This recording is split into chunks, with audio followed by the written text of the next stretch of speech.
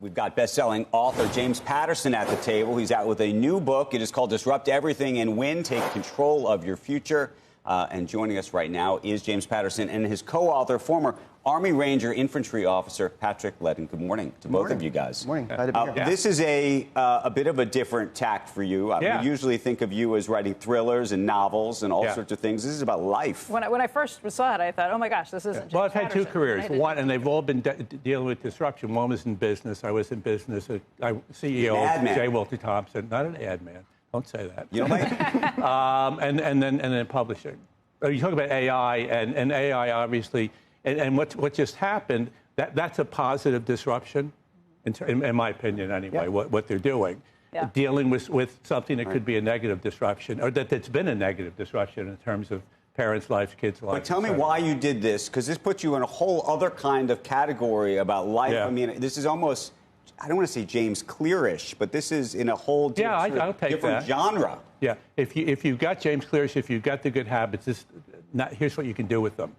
And it's about disruptions. I mean, this is the age of disruption. Every day, we get the shutdown coming down. That's tomorrow. That's a negative disruption. How do you deal with that? How do you deal with it? Yeah, so we're sitting there, think about the shutdown or all the stuff you cover every day on television.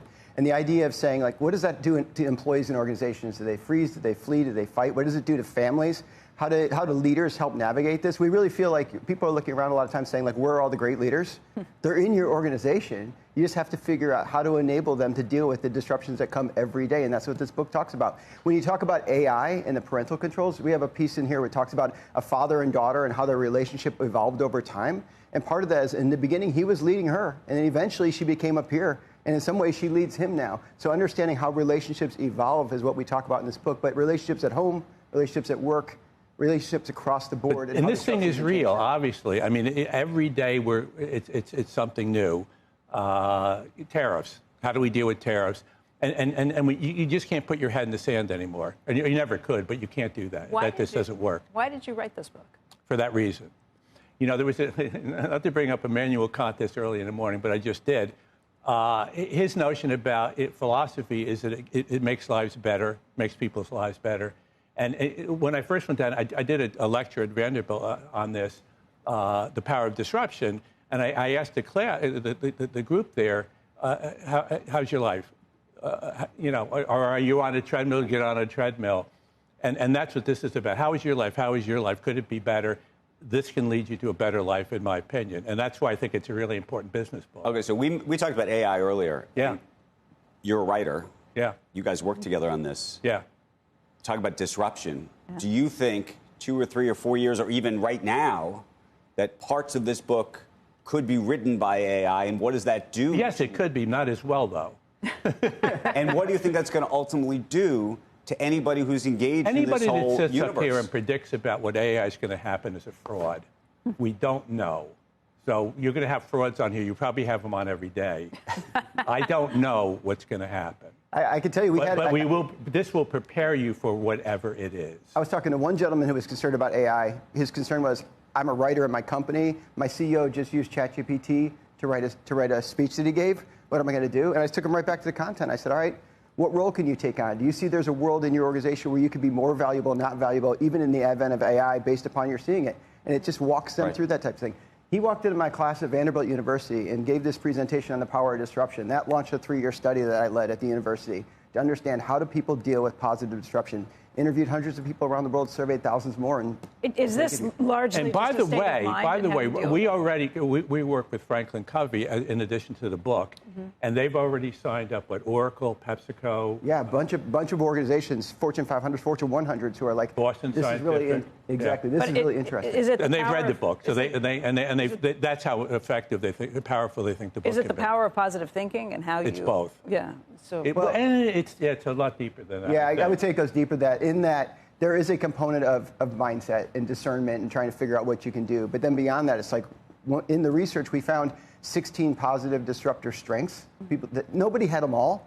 None of us have them all. And you don't. There's really interesting combinations that play out. The point is you have a few and you have a few and he has a few. Okay, this isn't one size fits all kind of thing. Okay, I have a different question. Sure. As a result of reading this book, or even thinking about this book, having written the book, would you hire people differently? Would you hire a different kind of person in this new world? I think so, because a lot of times when we hire people, we tend to hire people who are more like us. We feel comfortable with them. We can hang out with them. We feel like, oh, I could have that person over to my house. And they have some good stuff on their resume. That's why Squawk Box works. We're also different. But then you look at here and say, you know what? I know what I'm good at. I need some people who are more visionary. I need some people who can roll their sleeves up. I've always hired that way anyway. I want complimentary stuff. Yeah.